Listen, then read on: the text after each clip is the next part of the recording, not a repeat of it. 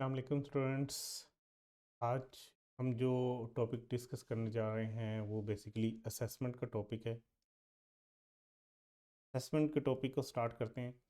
तो असेसमेंट जो है इसमें हम जो है वो डिस्कस करते हैं कि असेसमेंट बेसिकली है क्या। एक होती है नॉर्मल असेसमेंट। एक क्वेश्चन को हम साथ साथ डिस्कस करते जाएंगे तो कॉन्सेप्ट बेहतर समझ आता है।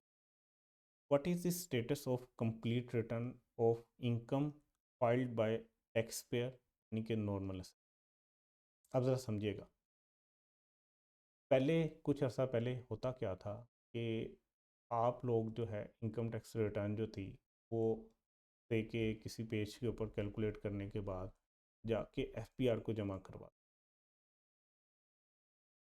एफपीआर में बंदा बैठा होता था, वो उसको देखता था, उसके बाद असेस करता था कि क्या ये इनकम टैक्स रिटर्न ठीक है। अगर उसको लगता था ठीक है तो वो एक ऑर्डर पास कर देता था जिसका नाम होता था असेसमेंट। इसका मतलब है कि उसने आपकी इनकम टैक्स रिटर्न को असेस कर लिया। अब क्या सीन हो रहा है कि अब आप डिजिटल मीडिया के दौर में अब आप इलेक्ट्रॉनिकली वेबसाइट के ऊपर एफपीआर की अपनी रिटर्न फाइल करते हो, और जैसे ही आप रिटर्न फाइल करते हो साथ ही एक ऑटो जनरेटेड जो है वो असेसमेंट ऑर्डर आ जाता है। तो आपकी जो रिटर्न है जब वो कंप्लीट हो जाती है, मतलब एक कंप्लीट इनकम टैक्स की रिटर्न जो है उसी को ही हम नॉर्मल असेसमेंट या असेसमेंट। ठीक है। तो क्या स्टेटस होता है एक कंप्लीट रिटर्न ऑफ इनकम का अगर कोई टैक्स पेयर उसको फाइल करे या नॉर्मल असेसमेंट? तो इसका आंसर है if a tax pair has furnished a complete return of income other than revise income. Revise का क्या मतलब है, अगर आपने पहले कोई इनकम टैक्स रिटर्न फाइल किया उसको रिवाइज कर रहे हो, तो उसके अलावा अगर आपने पहली दफ़ा जो है वो complete income tax return file की है तो यही आपकी असेसमेंट भी होगी। ठीक है, और यही आपकी income tax return. It shall be considered that, जैसे ही कोई बंदा कंप्लीट रिटर्न ऑफ इनकम जो है वो फर्निश करता है, फाइल करता है, ठीक है, तो होगा क्या, तो कंसिडर किया जाएगा, समझा जाएगा कि commissioner had made an assessment, कि उसने असेसमेंट कर ली है, ठीक है, of the taxable income and tax due thereon, जो उसने रिटर्न फाइल की थी उसके ऊपर उसने असेसमेंट कर ली है कि क्या इतनी ही इसकी टैक्सेबल इनकम थी और इतना ही इसका टैक्स बनता था जितना ये कह रहा है। और return shall be considered as assessment order issued by commissioner. जैसे मैंने आपको बताया ना कि स्टार्ट में ये होता था कि आप रिटर्न जमा करवाते थे, वो उसको असेस करता था, उसके बाद ऑर्डर पास करता था। अब जैसे ही कोई बंदा फर्निश करता है ना कंप्लीट रिटर्न ऑफ इनकम, तो ये समझा जाता है कि कमिश्नर ने उसको असेस कर लिया है, उसकी असेसमेंट उसने कर दी है कि टैक्सेबल इनकम और टैक्स जो ड्यू है वो सही है। और ये भी समझा जाएगा कि असेसमेंट ऑर्डर जो है वो उसने इशू कर दिया है on the day return was furnished, जिस दिन आपने फाइल की थी। अब क्या है कि स्टेटस क्या होता है कंप्लीट रिटर्न का या नॉर्मल असेसमेंट का, वो ये होता है कि जब भी कोई बंदा इनकम टैक्स रिटर्न फाइल करता है तो ये समझा जाता है, कंसिडर किया जाता है ये कमिश्नर ने असेसमेंट कर ली है, और ये भी समझा जाता है कि उसने ऑर्डर पास कर दिया। एक उसने असेसमेंट कर ली है और एक उसने ऑर्डर पास कर लिया है, ये इसका स्टेटस हो। When return of income filed by taxpayer is treated to be complete, कब समझा जाएगा कि एक टैक्सपेयर ने जो इनकम टैक्स रिटर्न फाइल की है वो कंप्लीट है? A return shall be considered as complete if it fulfill the condition mentioned in subsection 2। अगर उसने जो भी कंडीशन है उसको पूरा कर दिया है तो समझा जाएगा कि उसने कंप्लीट कर लिया है अपनी रिटर्न फाइल करने वाला काम। अच्छा, नोट विद स्टैंडिंग, ठीक है, बाकी चीज़ों को साइड पे रखे, इसका मतलब होता है बाकी चीज़ों को साइड पे करके note with standing the provisions of section this, commissioner may select a person for audit of his income tax affairs. चाहे बाकी सारी प्रोविजंस में जो कुछ लिखा गया हो उनको साइड पे रखो, कमिश्नर के पास ये पावर है कि वो सेलेक्ट कर सकता है किसी भी पर्सन को ऑडिट के लिए। और return shall be proceed through automatic system. अब जो रिटर्न होती है वो ऑटोमेटेड सिस्टम के थ्रू जो है वो फाइल की जाती है और उसी में सारी कैलकुलेशन होती है। ठीक है, आप कभी आपको आइडिया हो कि जब आप ऑनलाइन बैठ के रिटर्न फाइल करते हो ना तो ऑटोमेटिकली वो टैक्स खुद ब खुद रिटर्न कैलकुलेट करते हैं, आपने इनकम्स उसमें फीड करनी होती है, कैलकुलेशन खुद ही टैक्स की कर रहा होता है। A return shall be proceed through automated system to arrive at correct amount of total income, taxable amount and tax by making adjustment of arithmetic errors and apparent incorrect claims, disallowance of any loss, deductible allowance or tax credit, and disallowance of any carry forward of losses. अच्छा, adjustment shall be made after issuing a system generated notice to the taxpayer. अब ज़रा इस बात को समझिए।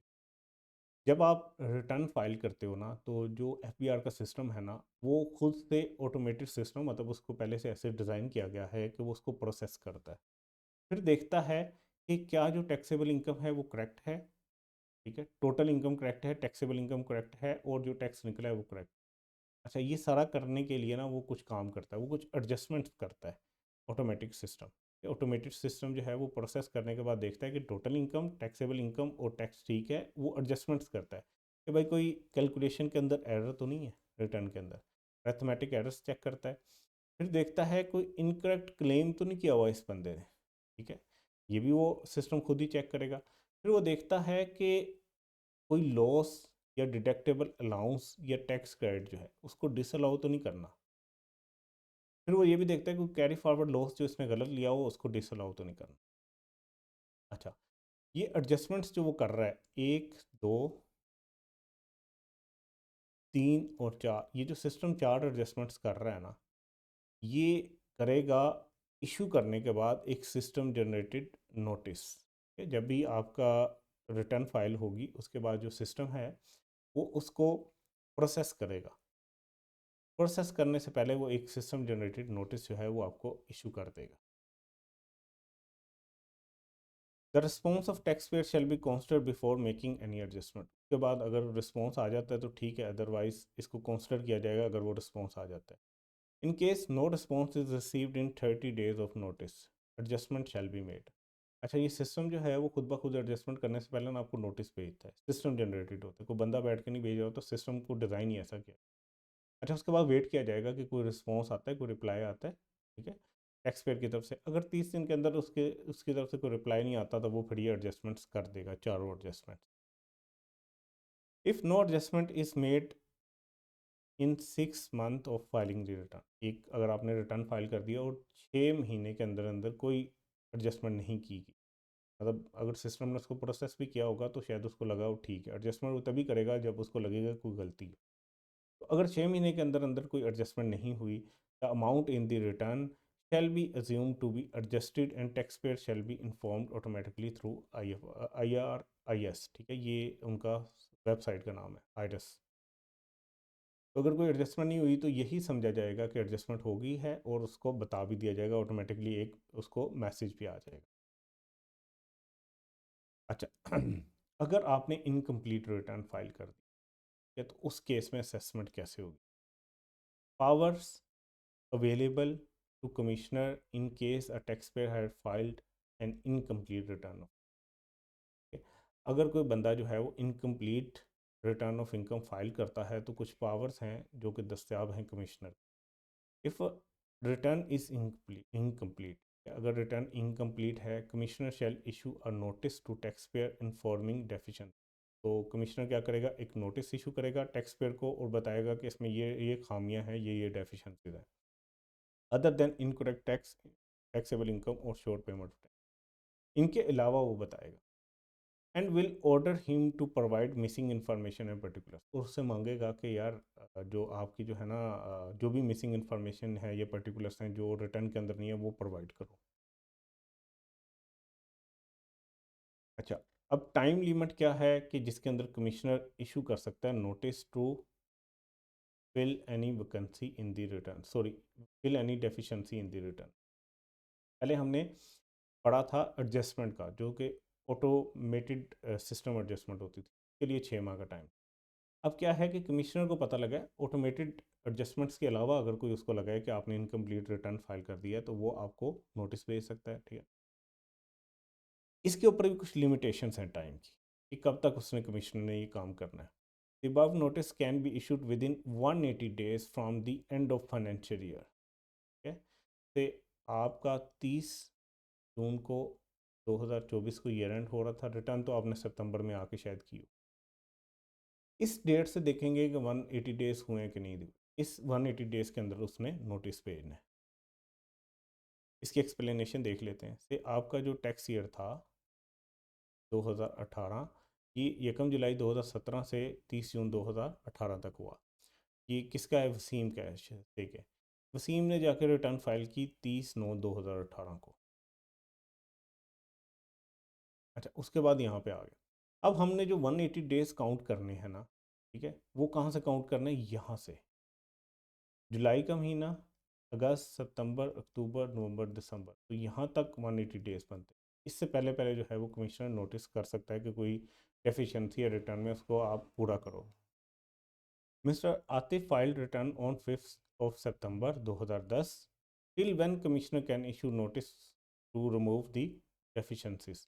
तो ये जो है 180 दिनों के अंदर अंदर किया जा सकता है, उस डेट से नहीं जिस डेट को उसने रिटर्न फाइल की है। फाइनेंशियल ईयर जिस डेट को एंड हो रहा है उसके बाद 30 जून के बाद 180 दिन काउंट किया जाए। नेक्स्ट हमारे पास एक क्वेश्चन बनता है कि what is the status of return if the tax payer does not comply with the notice issued by the commissioner. Commissioner ने आपको नोटिस दिया और आपने उसको कंप्लाई नहीं किया, उसका जवाब नहीं दिया या उसको इन्फॉर्मेशन नहीं प्रोवाइड की, तो फिर स्टेटस क्या होगा आपकी रिटर्न का? अच्छा, if a tax payer does not comply with the notice, the return will be considered as invalid. तो इनवैलिड समझा, and it will be assumed that no return has been, और ऐसे ही समझा जाएगा कि उसने रिटर्न ही फाइल नहीं। तब क्या स्टेटस होगा रिटर्न का? अगर टैक्स पेयर कंप्लाई कर देता है नोटिस को जो कि उसको कमिश्नर ने दिया। If tax payer complies with the notice in due time, जितना टाइम उसने को दिया गया उसके अंदर अंदर उसने कंप्लाई कर दिया, उसने जवाब दे दिया, उसने सारी इन्फॉर्मेशन जो मांगी गई थी वो दे दी, the return shall be considered as complete. तो फिर समझा जाएगा उसकी रिटर्न कंप्लीट है। ठीक है, इस डेट को जिस दिन उसने फर्निश की थी। For the purpose of this section arithmetic errors की बात हुई थी। तो याद होगा अरिथमेटिक एरर्स जो सिस्टम ऑटोमेटेड सिस्टम जो एडजस्टमेंट करता है उसमें अरिथमेटिक एरर्स की बात हुई थी। तो इसमें क्या क्या शामिल होता है? includes any wrong or incorrect calculation of tax including minimum of final tax। तो अगर ये आपने कोई गलत या इनकरेक्ट कैलकुलेशन कर ली है टैक्स की, चाहे वो मिनिमम या फाइनल का या एनटीआर का हो, तो वो अरिथमेटिक एरर समझा जाएगा। अच्छा, फिर एक ये भी वहाँ पे बात थी कि an incorrect claim apparent from return. अगर आपके रिटर्न में ये नज़र आता है कि आपने इनकरेक्ट क्लेम किया है कुछ भी, ठीक है, तो उस सूरत में क्या होगा? ये क्लेम होगा, इसका मतलब क्या है? इन विच, ये जो है incorrect claim apparent from return is a claim, ये वो क्लेम होता है एक रिटर्न के अंदर in which an item is inconsistent with another entry of the same item. ठीक है, इनकंसिस्टेंट का क्या मतलब है? आपने इनकम फ्रॉम बिजनेस के हेड में ज़कात खर्चा अकाउंटिंग के हिसाब से लेस हुआ हुआ था, आपने उसको ऐड बैक किया 200 से, और जब आपने यहाँ से क्लासिफाई किया उसको डिडक्टेबल अलाउंस बना के, तो वहाँ पे आपने लेस कर दिया 250 से। इसका मतलब है कि एक ही चीज़ इनकंसिस्टेंट है दो डिफरेंट जगह पे। ठीक है, तो ये भी हो सकता है। उसके बाद the tax payment is not verified from the collection system. अच्छा, आपका टैक्स कट रहा होता है। टैक्स कैसे कैसे कट रहा होता है? से आपको डिविडेंड मिला है तो डिविडेंड के ऊपर टैक्स कट के होगा, आपको सैलरी मिली है सैलरी के ऊपर टैक्स कट के होगा। अच्छा, ये टैक्स जो कट रहा होता है ना, ये जो बंदा काट रहा होता है विद होल्डिंग एजेंट, वो जमा करवा रहा होता है एफपीआर को। ठीक है, एफपीआर को जैसे जैसे ये जमा होता जाता है ना, वो अपने पास रिकॉर्ड करता जाता है कि इस एक्स वाई जी बंदे का इतना इतना टैक्स डिडक्ट होकर जमा हो गया। अब जब आप रिटर्न फाइल करोगे तो आपकी जो टैक्स लायबिलिटी होती है उसमें से आप लेस करते हो जितना आपका पहले से टैक्स कट चुका होता है। ठीक है, जो आपने लेस किया है अगर वो वेरीफाई नहीं हो रहा जो एफपीआर के रिकॉर्ड के अंदर आपकी डिडक्शन है, तो ये भी समझा जाएगा कि आपने इनकरेक्ट क्लेम किया है रिटर्न के अंदर। The deduction exceed the specified statutory limits. ठीक, कुछ खास लिमिट्स बताई गई हैं, जैसे हमने कहा कि टैक्स क्रेडिट जो है वो इतने इतने, इससे ज़्यादा आप नहीं क्लेम कर सकते। ठीक है, इसी तरह कुछ खर्चों के ऊपर अगर लिमिट्स बताई गई हैं, अगर उससे ज़्यादा आपने डिडक्शन कर ली है तो वो भी समझा जाएगा कि इनकरेक्ट क्लेम किया है आप रिटर्न के अंदर। अच्छा, अब ज़रा सेक्शन 120 और 121 के बारे में देख। एक टैक्स पेयर जो है वो रिटर्न फाइल करता है। ठीक है, अगर उसने रिटर्न फाइल कर दी तो यही अज्यूम किया जाएगा कि कमिश्नर ने असेसमेंट कर ली है टैक्सेबल इनकम की और उसने ऑर्डर भी पास कर दी। इसका मतलब है कि रिटर्न तो उसकी कंप्लीट हो गई। उसके बाद वो ऑडिट उसका स्टार्ट कर सकता है। ठीक है, ये सेक्शन 121 के अंदर था। अच्छा, अब ये ऑडिट स्टार्ट करने के बाद वो उससे कुछ डॉक्यूमेंट्स मांग सकता है। हो सकता है कि डॉक्यूमेंट्स के लिए वो रिफ्यूज़ कर दे। अच्छा, उसके बाद फिर हम एक पढ़ेंगे बेस्ट जजमेंट असेसमेंट। अगर वो बंदा उसको डॉक्यूमेंट्स नहीं देता कमिश्नर को, तो फिर वो अपने पास से एक असेसमेंट करेगा। एक उसने असेसमेंट की थी पहले, जब उस बंदे ने रिटर्न फाइल की थी, तो वो खुद ही समझा गया था कि ओरिजिनल असेसमेंट हो गई है। ठीक है, पहले असेसमेंट वही हो गई थी ऑटोमेटिकली, जो उसने रिटर्न फाइल की गई थी उसी को कंसिडर किया गया था कि असेसमेंट कमिश्नर ने कर दिया। उसके बाद कमिश्नर को लगा कि नहीं, कोई गलती है, उसने ऑडिट स्टार्ट किया, उसने डॉक्यूमेंट्स मांगे। अगर डॉक्यूमेंट्स नहीं दिए तो वो दोबारा से असेसमेंट करेगा। वो अपनी जजमेंट के हिसाब से बेस्ट असेसमेंट दोबारा कर सकता है। अच्छा, अगर एक बंदे ने रिटर्न ही फाइल नहीं की है, तो कमिश्नर क्या कर सकता है, उसको नोटिस इशू कर सकता है कि अगर उसने सॉरी रिटर्न कंप्लीट फाइल नहीं की, यहाँ पे उसने कंप्लीट रिटर्न फाइल कर दी। अगर उसने कंप्लीट रिटर्न फाइल नहीं की तो वो कमिश्नर उसको नोटिस दे सकता है कि यार डेफिशिएंसीज को दूर करो। अगर तो टैक्स पेयर कंप्लाई कर लेता है उसके नोटिस को, तो समझा जाएगा कि रिटर्न वैलिड है। सॉरी, यहाँ पे है कंप्लाई कर लेता है तो रिटर्न को कंप्लीट समझा जाएगा। अगर वो टैक्स पेयर जो है कंप्लाई नहीं करता उसके नोटिस को, तो समझा जाएगा कि इनवैलिड। अब आ जाते हैं बेस्ट जजमेंट असेसमेंट के ऊपर। तो क्वेश्चन क्या बनता है कि व्हाट आर द सर्कमस्टांसिस, कौन से हालात हैं under which the best judgment assessment can be made. ठीक है, तो if a person fail to furnish return of income in response of notice. ठीक है, अगर एक बंदे ने रिटर्न फाइल नहीं की और उसको नोटिस आया कि यार अपनी रिटर्न फाइल करो, और उसके बाद भी उसने रिटर्न फाइल नहीं की, तो फिर कमिश्नर क्या करेगा, अपनी जजमेंट के हिसाब से जो उसको बेस्ट लगता है उस हिसाब से उसकी असेसमेंट कर देगा कि तुम्हारा इतना टैक्स बनता है, इतनी तुम्हारी टैक्सेबल। अच्छा, अगर एक बंदे ने फर्निश कर दी रिटर्न एज नॉन रेजिडेंट। ठीक है, मतलब ये यहाँ से पढ़ना है। If a person fail to furnish a return as non resident ship owner और एयरक्राफ्ट ओनर। कोई नॉन रेजिडेंट बंदा है, वो शिप का ओनर है या एयरक्राफ्ट का ओनर है, और उसने फर्निश नहीं की, वो फेल हो गया फर्निश करने में रिटर्न, तो फिर भी कमिश्नर क्या कर सकता है, बेस्ट जजमेंट असेसमेंट। ठीक है, या if a person fail to furnish the wealth statement, अगर उसने वेल्थ स्टेटमेंट नहीं की तो फिर भी वो बेस्ट असेसमेंट। तो बेस्ट असेसमेंट के लिए अभी तक हमने ये 3 पॉइंट्स पढ़े हैं। इनके अंदर जब भी कोई बंदा फेल हो जाएगा फर्निश करने में रिटर्न ऑफ इनकम, और उसको अगर नोटिस आया हुआ है कि उसने रिटर्न फाइल करनी है और वो फेल हो जाता है रिटर्न फाइल करने में, तो बेस्ट जजमेंट असेसमेंट उसकी कमिश्नर करेगा। अगर कोई बंदा जो है वो नॉन रेजिडेंट शिप ओनर है या एयरक्राफ्ट ओनर है और वो भी फेल हो गया है रिटर्न फाइल करने में, तो उसके लिए भी बेस्ट जजमेंट असेसमेंट होगी। ठीक है, इसको नोटिस देने की भी ज़रूरत नहीं है। बाकी बंदों को तो नोटिस देना है, उसके रिस्पॉन्स में अगर वो नहीं करते रिटर्न फाइल, तो फिर बेस्ट जजमेंट हो। और अगर एक बंदा फेल हो गया वेल्थ स्टेटमेंट फर्निश करने में, तो इसको भी नोटिस देने की ज़रूरत नहीं है, इसकी भी बेस्ट जजमेंट असेसमेंट की जा सकती है कमिश्नर की। ठीक है, और डी पॉइंट क्या है, 3 पॉइंट ये थे डी तक, और चौथा पॉइंट हमारे पास ये है कि प्रोड्यूस बिफोर कमिश्नर और a special audit panel appointed. ठीक है, कि उसको कुछ कहा गया था कि उसके सामने प्रेजेंट करे, किसके सामने, कमिश्नर के सामने या स्पेशल ऑडिट पैनल के सामने जो अपॉइंट किया गया था, या any person employed by a firm of chartered account. ठीक है, अकाउंट्स और document required for making assessment of income tax. आपकी कोई असेसमेंट करनी थी तो कमिश्नर ने आपसे कोई डॉक्यूमेंट मांगे, या कोई स्पेशल ऑडिट पैनल अपॉइंट किया गया था आपसे डॉक्यूमेंट लेने के लिए, उसने आपसे डॉक्यूमेंट मांगे, या कोई पर्सन हायर किया गया था चार्टर्ड अकाउंटेंट फर्म की तरफ से, उसने आपसे डॉक्यूमेंट मांगे, ठीक है, और आपने वो प्रोड्यूस नहीं किया, आप फेल हो गए, fail to produce before the commissioner और a special audit panel appointed. ठीक है, और any person employed by a chartered accountant firm, तो फिर भी आपकी बेस्ट जजमेंट असेसमेंट हो सकती है। The commissioner may, based on available information and exercising his best judgment, उसके पास कमिश्नर के पास जितनी दस्तियाब इंफॉर्मेशन होगी और अपनी वो बेस्ट जजमेंट को एक्सरसाइज करते हुए असेसमेंट करेगा इनकम की और टैक्स की। No assumed assessment shall have no legal effect. याद है ना कि स्टार्ट में जब एक बंदा रिटर्न फाइल करता है तो अज्यूम असेसमेंट जो है वो समझी जाती है कि होगी असेसमेंट। अब जब कमिश्नर ने बेस्ट जजमेंट असेसमेंट करनी है तो जो पहले वाली अज्यूम असेसमेंट थी उसका इफेक्ट खत्म हो जाएगा, अब समझा जाएगा कि यही उसकी असल असेसमेंट है। मिस्टर सकलैन मुश्ताक है, इसने कमाया है 2 मिलियन और इसने रिटर्न फाइल नहीं की। Commissioner will issue him a notice to file return within 30 days. तो कमिश्नर उसको नोटिस दे सकता है कि 30 दिन के अंदर रिटर्न फाइल। अच्छा, सकलैन मुश्ताक फिर फेल हो गया रिटर्न फाइल करने में, ठीक है। Tax payer fail to furnish even after receiving the notice. अब कमिश्नर क्या करेगा, वो बेस्ट जजमेंट असेसमेंट करेगा।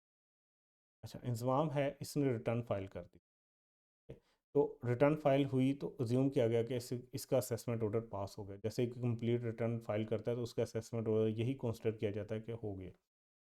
अच्छा, अब इस केस में तो उसने रिटर्न ही नहीं फाइल की थी, कमिश्नर ने उसको नोटिस दिया था और उसने उसके बाद भी फाइल नहीं की। इस केस में उसने रिटर्न फाइल कर दी थी कि उसकी ओरिजिनल असेसमेंट भी हो गई थी जो अज्यूम की जाती है।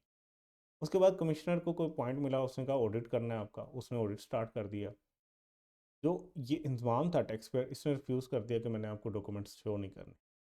अब उसके बाद डॉक्यूमेंट्स नहीं है। अब कमिश्नर के पास डॉक्यूमेंट्स नहीं है, उसने फिर खुद से अपनी जजमेंट के हिसाब से बेस्ट जो है वो असेसमेंट ऑर्डर पास। और अब ये जो असेसमेंट ऑर्डर है इसका ही असल समझा जाएगा, यही असेसमेंट जो पहले हुई थी अज्यूम असेसमेंट, उसका कोई इफेक्ट नहीं रहेगा। अच्छा, after making an assessment commissioner shall issue the assessment order स्टेटिंग। जब असेसमेंट कर लेगा कमिश्नर, अब वो ऑर्डर इशू करेगा, तो कहते हैं असेसमेंट ऑर्डर, ठीक है। ये जो असेसमेंट ऑर्डर है इसके ऊपर वो क्या लिखेगा कि भाई मेरे मुताबिक तुम्हारी टैक्सेबल इनकम इतनी है, टैक्स ड्यू इतना बनता है, तुमने इतना टैक्स पे किया हुआ था अगर कुछ पे किया हुआ है।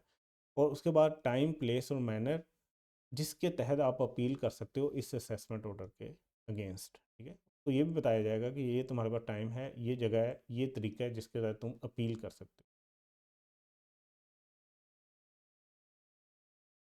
अच्छा, फिर हमारे पास क्वेश्चन है, what is the time limitation for issuing the best judgment. ये जो हमने बेस्ट जजमेंट असेसमेंट पढ़ी, इसमें दो मेन केसेस थे। एक तो कोई बंदा रिटर्न फाइल नहीं कर रहा, उसको कमिश्नर ने जो है वो नोटिस दिया कि रिटर्न फाइल करो, उसने रिटर्न फाइल नहीं की, तो तब ये बेस्ट जजमेंट असेसमेंट हो सकती है।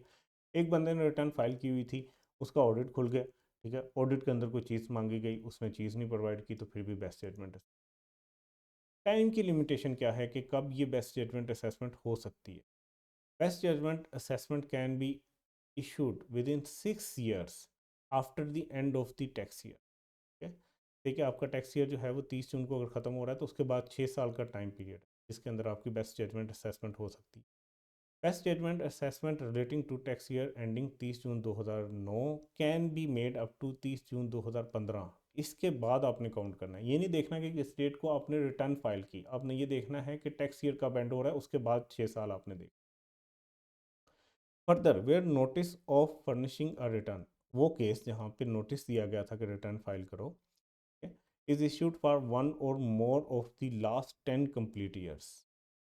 यहाँ पे एक या एक से ज़्यादा नोटिस दिया गया था 10 कंप्लीट ईयर्स, जो टैक्स के कंप्लीट ईयर्स हैं उनसे रिलेटेड कोई रिटर्न फाइल करने। बंदे ने 10 साल रिटर्न ही नहीं फाइल की तो उसको अगर एक या एक से ज़्यादा नोटिस दिए गए हैं कि 10 सालों की रिटर्न फाइल करो, तो इस केस में best judgment assessment order shall be issued within 2 years from the end of the tax year in which notice for filing return issue. अब इसमें ये नहीं देखा जाएगा कि क्योंकि उसने रिटर्न ही नहीं फाइल की, ठीक है, तो टैक्स ईयर 10 सालों के बारे में मांगा गया, तो फिर देखा जाएगा कि ये बेस्ट जजमेंट असेसमेंट का ऑर्डर जो है वो 2 सालों के अंदर अंदर कमिश्नर दे सकता है, उस साल के एंड होने के बाद जिस साल उसने उसको नोटिस दिया, ठीक है। अगर 2021 में रिटर्न मांगी 10 सालों की, ठीक है, 2011 से 2020 की, और टैक्स पेयर ने अब कंबाइन जमा करा दी और उसने वेल्थ स्टेटमेंट जमा नहीं करवाई, तो इस केस में देखिए 2021 में उससे मांगी गई थी ना, तो 2 साल देखने हैं, 2023 तक उसकी बेस्ट जजमेंट असेसमेंट की जा सकती है।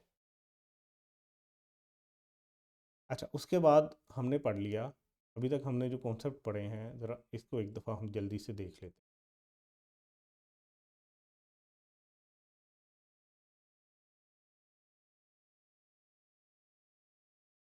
एक हमने ये पढ़ी थी नॉर्मल असेसमेंट, ठीक है। एक नॉर्मल असेसमेंट के बाद हमने जो है वो डिस्कस किया आपकी best judgment assessment, normal assessment और best judgment assessment.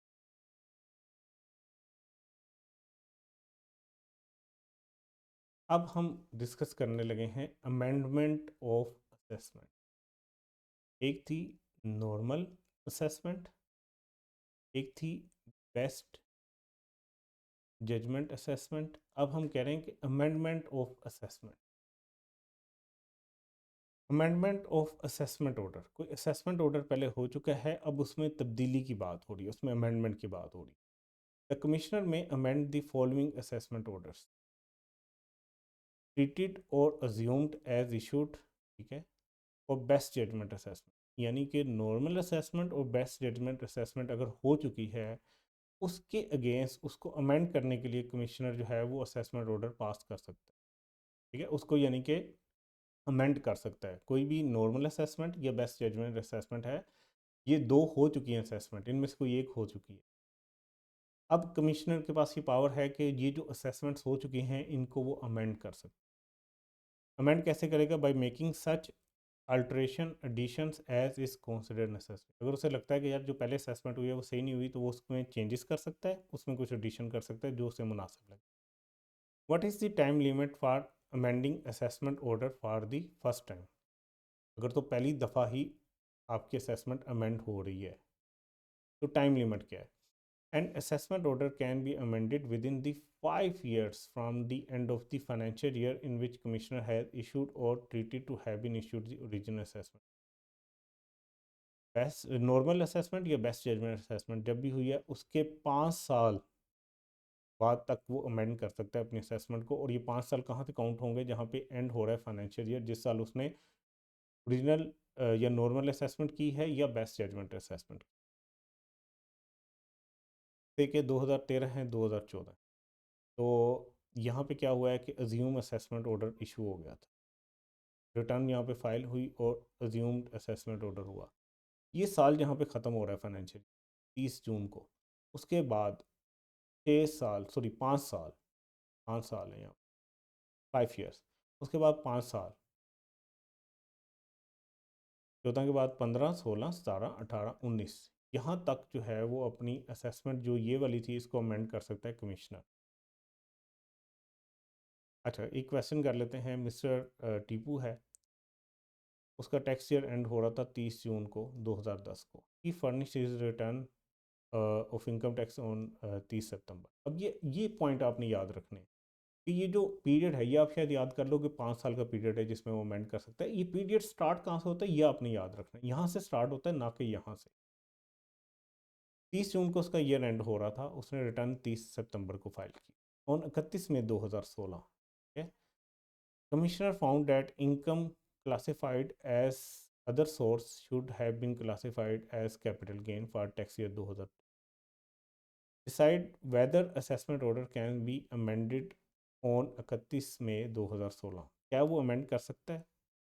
Yes, assessment order can be amended on 31 May 2016 because assessment order can be amended within 5 years from the end of the financial year in which a commissioner has issued or treated as having issued the original assessment order. Okay? The last date for amending the order for the first time is 30 जून 2016। ठीक है, तो उससे पहले पहले उसने किया तो वो कर सकता है। What is the status of revise return filed bye the tax payer? अच्छा, एक बंदे ने अपनी रिटर्न फाइल की, उसके बाद उसको खुद ही पता लग गया कि यार इसमें कोई गलती है, तो क्या वो उसको रिवाइज कर सकता है? ठीक है, इस चीज़ का क्या स्टेटस है, रिवाइज रिटर्न का क्या स्टेटस, इसको अब हम डिस्कस करने जा रहे हैं। फिर अ टैक्स पेयर फर्निश अ रिवाइज रिटर्न, अगर उसने रिवाइज रिटर्न फर्निश कर दी, it will be considered that commissioner has made an assessment of taxable income and tax as mentioned in the revised return। एक बंदे ने रिटर्न फाइल की, उसके बाद उसने रिवाइज कर दी, फिर यही समझा जाएगा जैसे हमने पहले पढ़ा था कि जब वो पहली दफ़ा रिटर्न फाइल करता है तो ये समझा जाता है कि कमिश्नर ने उसकी असेसमेंट कर ली। इसी तरह जब वो रिवाइज करेगा तो यही समझा जाएगा कि कमिश्नर ने उसकी असेसमेंट कर। अच्छा, तब हमने ये पढ़ा था कि उसने असेसमेंट ऑर्डर भी इशू कर दिया। रिवाइज रिटर्न के केस में भी यही समझा जाएगा कि अमेंडमेंट असेसमेंट ऑर्डर जो है वो इशू कर दिया। वहाँ पे असेसमेंट ऑर्डर था, यहाँ पे अमेंडेड असेसमेंट ऑर्डर है, क्योंकि उसने अपनी रिटर्न को रिवाइज किया है। इसका मतलब है कि असेसमेंट ऑर्डर जो पहले हो चुका था वो भी अब अमेंड होकर दोबारा कमिश्नर ने इशू किया। ये कॉन्सिडर हो रहा है, यानी कि समझा जा रहा है। ठीक है, एक्चुअल में कमिश्नर वहाँ बैठ के ये कुछ नहीं कर रहा, ये ऑटोमेटिकली हो रहा है, लेकिन यही अज्यूम किया जा रहा है कि उसने असेसमेंट भी कर ली है और अमेंडेड असेसमेंट ऑर्डर भी उसने इशू कर दिया। अच्छा, से ये आपका टैक्स ईयर है 2010। इसकी रिटर्न 30/9/2011 को आपने जो है ना वो फाइल कर दी 9 लाख के हिसाब से। ये आपकी अज्यूम असेसमेंट ऑर्डर उस डेट को पास हो गया। 2012 में आपने रिवाइज कर दी अपनी रिटर्न। अब इशू क्या होगा, अमेंडेड। यहाँ पे अज्यूम्ड असेसमेंट ऑर्डर था, यहाँ पे अमेंडेड असेसमेंट ऑर्डर है। उसके बाद हमारे पास पॉइंट है, can amended assessment order be further amended. एक दफ़ा जो अमेंडेड असेसमेंट हो गई, ये ऑटोमेटिकली अमेंड हुई है असेसमेंट, क्योंकि उसने अपनी रिटर्न रिवाइज की थी। तो ये अमेंडेड असेसमेंट ऑर्डर जो हुआ है, क्या ये फर्दर अमेंड हो सकता है? इफ़ यस, अगर हो सकता है तो हो many times and with in which time limit. अगर ये हो सकता है तो कितने टाइम के अंदर और कितनी दफ़ा।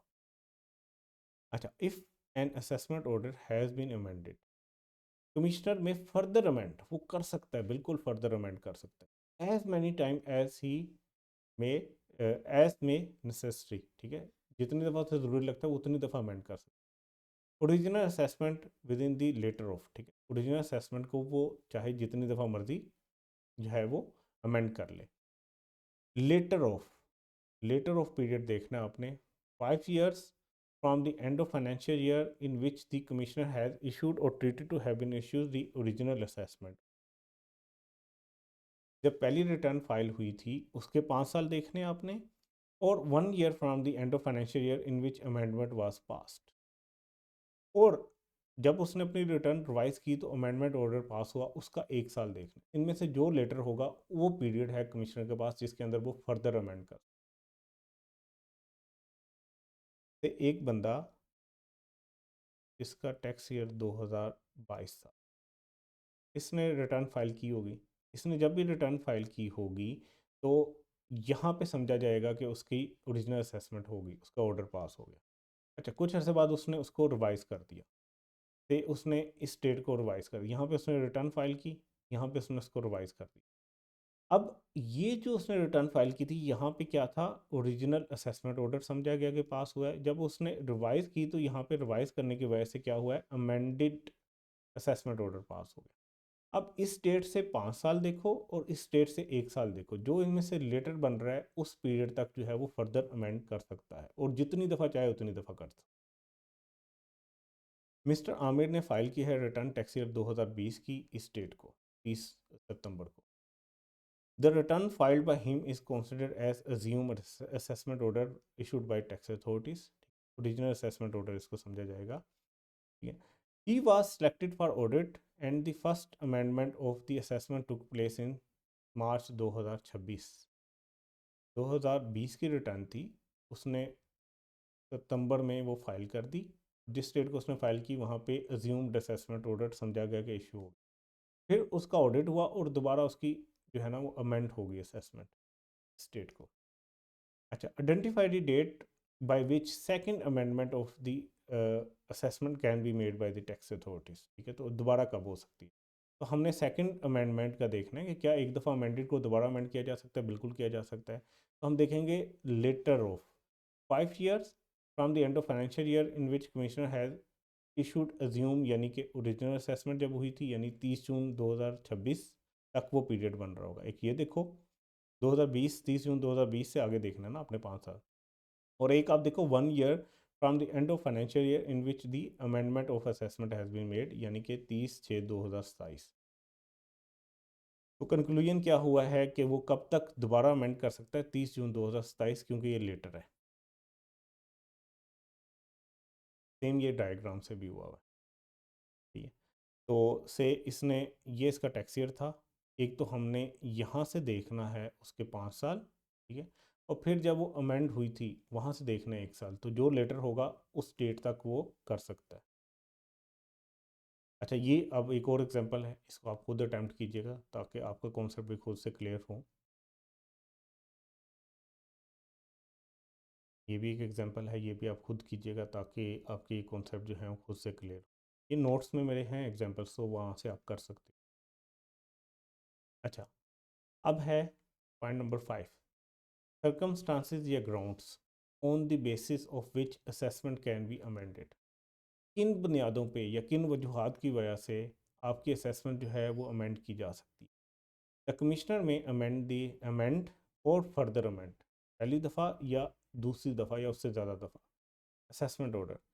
तो कमिश्नर के पास पावर है कि वो अमेंड कर सकता है या फर्दर अमेंड कर सकता है एक असेसमेंट ऑर्डर को, वेयर थ्रू ऑडिट, जहाँ पे ऑडिट की वजह से और on basis of definite information, या उसके पास कोई वाजिया इन्फॉर्मेशन है, ही सेटिस्फाइड, और वो सेटिस्फाई हो गया है, any income chargeable to tax has been, ठीक है, एस्केप्ड, कि कोई चार्जेबल इनकम थी वो आपने के ऊपर टैक्स नहीं दिया, उसको छोड़ दिया है।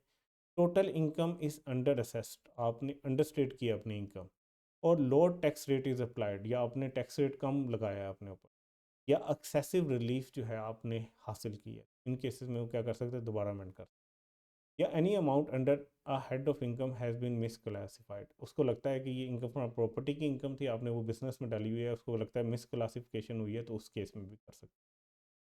3 पॉइंट्स पढ़े हमने, इन केस में वो कर सकता है, ऑडिट करे, ठीक है, या उसके बाद डेफिनेट इन्फॉर्मेशन हो और वो सेटिस्फाई हो जाए, एक ये पॉइंट है, एक ये पॉइंट है और एक ये पॉइंट है, फिर वो अमेंड कर सकता है या फर्दर अमेंड कर। अच्छा, circumstances या ground on which basis of which assessment can be amended. Commissioner may amend or further amend an assessment order if order is, अच्छा, prejudicial to interest of revenue। अब ज़रा इसको समझना है। वो कहता है कौन से हालात हैं जिनकी बेसिस के ऊपर असेसमेंट को अमेंड किया जा सकता है। तो कमिश्नर जो है, ये भी पॉइंट है, इसकी बेस के ऊपर भी अमेंड कर सकता है। कमिश्नर जो है अमेंड या फर्दर अमेंड कर सकता है अगर उसको लगता है, इफ़ ऑर्डर इज़, कोई ऑर्डर हुआ है जो कि नुकसान पहुंचा रहा है। प्रीड्यूशियल का मतलब है नुकसानदेह है, इंटरेस्ट ऑफ रेवेन्यू, यानी कि एफपीआर की कमाई के ऊपर उसकी वजह से नुकसान हो रहा है, तो वो उसको क्या कर सकता है, अमेंड कर सकता है या फर्दर अमेंड कर सकता है। If a subject matter was not in dispute in an appeal, कोई ऐसा मैटर नहीं है जो अपील में गया हुआ है, it will be assume that commissioner can amend it. अगर तो कोई मसला अपील में गया हुआ है, अपील आगे चल के हम डिस्कस करेंगे, ठीक है, कोई ऑर्डर हुआ वो आप उससे सेटिस्फाई नहीं हो तो आप अपील में जा सकते हो। अगर कोई मसला अपील में नहीं है तो फिर इसका मतलब यह है कि कमिश्नर उसको अमेंड कर सकता है। After making an amendment amended assessment, commissioner shall issue a amended assessment order. जब उसने अमेंड कर दिया आपके असेसमेंट, तो अब वो अमेंडेड असेसमेंट ऑर्डर करेगा, ठीक है। पहले अज्यूम असेसमेंट ऑर्डर किया उसने, फिर बेस्ट जजमेंट असेसमेंट ऑर्डर किया, अब क्या है, अमेंडेड असेसमेंट। अच्छा, इस ऑर्डर में क्या लिखेगा, अमेंडेड टैक्सेबल इनकम, कि भाई चेंज होने के बाद, अमेंड होने के बाद अब आपकी टैक्सेबल इनकम कितनी है, अमेंडेड टैक्स ड्यू, अब आपका कितना टैक्स बनता है, और टैक्स पे किया हुआ है अगर आपने कोई तो वो, और फिर आपको ये भी बताएगा टाइम, प्लेस एंड मैनर जिसके अंदर आप अपील कर सकते हो। ये हमने पहले भी पढ़ा है, ठीक है, वही चीज़ें रिपीट हो रही। अच्छा, procedure to be followed in case of amendment of assessment, से योर टैक्स ईयर जो है वो है 2014, और आपने रिटर्न फाइल कर दी है 30/9/2014 को, और आपने कहा 6 लाख रुपए, and assumed assessment order is pass by commissioner, और उस टाइम एक ऑर्डर पास हुआ होगा जिसको समझा जाएगा कि अज्यूम असेसमेंट ऑर्डर है, जिस डेट को आपने रिटर्न फाइल की है कि आपकी इतनी ही इनकम बनती है। लेटर ऑन आपका ऑडिट स्टार्ट हो गया और आपने अपने रिकॉर्ड्स भी दे दिए। Commissioner will issue show cause notice after completion of audit, उसने आपको ऑडिट कंप्लीट करने के बाद शोकास नोटिस दिया, उसको कहीं लगा कि भाई कोई गलती है, तो उसने कहा मुझे रीज़न बताओ, पास शो करो कि क्यों ये हुई है। ऑडिट के बाद टैक्स पेयर ने रिप्लाई कर दिया। अच्छा, उसके बाद टैक्स पेयर ने रिप्लाई किया, कमिश्नर को अभी भी लगता है कि नहीं ये सही रिप्लाई नहीं है, इसने गलत ही किया, तो कमिश्नर जो है वो इशू कर सकता है अमेंडेड असेसमेंट ऑर्डर से। वो कहता है कि 9 लाख बनती है, आपने 6 लाख दी। अच्छा, अब है डेफिनेट इन्फॉर्मेशन, एक वर्ड यूज़ हुआ था, इसका क्या मतलब है। डेफिनेट इन्फॉर्मेशन का मतलब ये है कि information on sale, purchase of any good made by the tax payer, कोई भी इंफॉर्मेशन जो सेल से रिलेटेड हो, परचेज से रिलेटेड हो, किसी भी गुड्स की जो कि टैक्स पेयर ने की हो, परचेज या सेल की हो। Receipts of tax payer from service standard, और अगर वो सर्विस देता है और उसके अगेंस्ट उसको कोई पैसे आए, इससे रिलेटेड कोई इन्फॉर्मेशन हो सकती है। या कोई अदर रसीट्स हों जो कि may be chargeable to tax हों। दो चीज़ें वहाँ पे पड़ी, सेल और purchase of good, rendering of services. तीसरा पड़ा कोई और रसीट अगर आपको ये जो इसके ऊपर टैक्स लगता है। और चौथा क्या है कि acquisition, possession, disposal of any money, asset, valuable article और इन्वेस्टमेंट। और ये है कि एक्सपेंडिचर। तो ये सारे पॉइंट्स हैं जिसके रिलेटेड डेफिनेशन डिफाइंड इंफॉर्मेशन हो। नेक्स्ट पॉइंट है हमारे पास show cause notice if it is a condition for issuing amended assessment order. ठीक है, शो कास्ट नोटिस हमने पढ़ा अभी पीछे कि भाई वो शो कास्ट नोटिस भी देगा before amending any assessment order. अच्छा, an assessment order can only be amended or further amended if a taxpayer has been provided with an opportunity of being here। आप किसी भी टैक्सपेयर का कोई भी commissioner जो है वो उसका ऑर्डर जो है वो अमेंड, असेसमेंट ऑर्डर अमेंड कर सकता है या फर्दर अमेंड कर सकता है, एक शर्त के ऊपर कि पहले उसको मौका दिया जाए कि उसकी बात सुनी जाए, उसको एक अपॉर्चुनिटी दी जाए कि वो अपनी बात सुना सके। Amended assessment order shall be issued within 180 days of issuance of show cause notice. ठीक है, शो कास्ट नोटिस जिसमें उससे पूछा जा रहा है कि आप अपनी कॉज को शो करो, आपकी बात हम सुनेंगे, वो इशू करने के 180 डेज़ के अंदर अंदर अमेंड किया जा सकता है। और इन सच एक्सटेंडेड पीरियड एक कमिश्नर में अलाउ, या इससे ज़्यादा अगर पीरियड है तो उसको भी देखा जा सकता है। Extension shall not exceed 90 days, लेकिन ये जो एक्सटेंशन वो एक्स्ट्रा टाइम ले रहा है ये 90 डेज से ऊपर नहीं होना चाहिए। This preview shall applicable to Ashoka's notice issued on or after first day of July 2021। ठीक है, इसको छोड़ दो आप बेशक।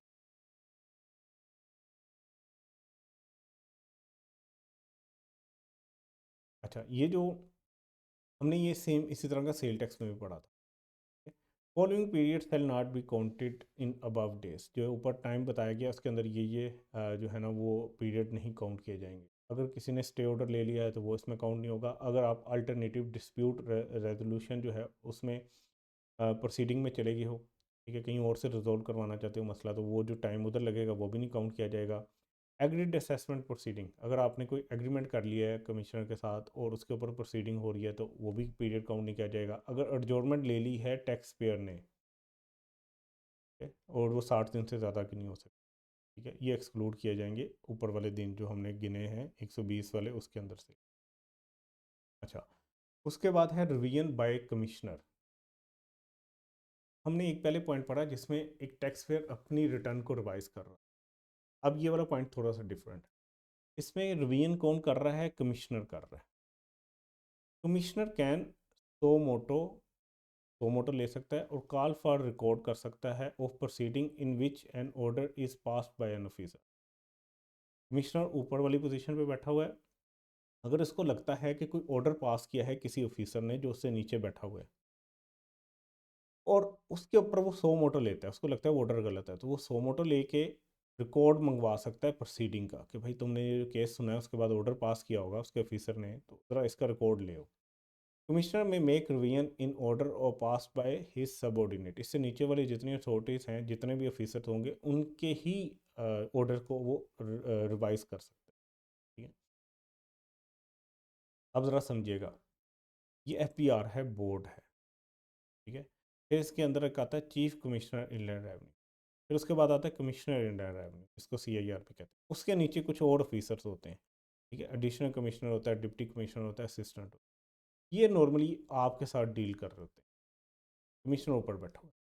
अगर इस कमिश्नर को लगता है कि इनमें से किसी ऑफिसर ने कोई इसके खिलाफ ऑर्डर पास किया, ठीक है, तो वो ऑर्डर ऐसे तो नहीं पास हुआ होगा, पूरी प्रोसीडिंग हुई होगी, तो ये सो मोटो लेके ना इनसे रिकॉर्ड मंगवा सकता है कि ये ऑर्डर कैसे पास किया। Revision by commissioner. अच्छा, what is specifically prohibited if commissioner intend to revise the order of his subordinate. क्या है जो स्पेसिफिकली जिसको मना किया गया है जब भी कमिश्नर ये चाह रहा हो कि वो रिवाइज करना चाहता है। अच्छा, order of revision shall not be prejudicial to tax payer, वो कोई भी ऐसा ऑर्डर जो है वो रिवाइज नहीं कर सकता जिससे टैक्स पेयर को नुकसान हो। मतलब एक अगर जूनियर ने जो है वो ऑर्डर कर दिया है और अब कमिश्नर चाहता है कि मैं उसको रिवाइज करूं जिससे टैक्स पेयर को ज़्यादा टैक्स देना पड़ता है, तो वो ये नहीं कर सकता। हाँ, जहाँ पे टैक्स पेयर को फ़ायदा हो रहा है वहाँ पे वो रिवाइज कर सकता है। अच्छा, what are the circumstances under which commissioner can not revise the order pass by its subordinate. कौन से ऐसे हालात हैं जिसके अंदर जो है वो कमिश्नर जो है वो रिवाइज नहीं कर सकता वो ऑर्डर्स जो उसके सबऑर्डिनेट ने पास किए। Commissioner can not revise the order if appeal is filed against the assessment. अगर कोई ऐसा ऑर्डर पास हुआ था उसके अगेंस्ट जो है वो टैक्स पर अपील में चला गया है। Time for making appeal is yet there.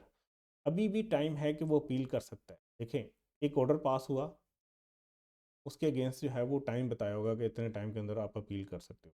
अगर अपील कर दी है या अभी ये टाइम नहीं आया, इस टाइम के ख़त्म होने से पहले पहले कमिश्नर रिवाइज नहीं कर सकता।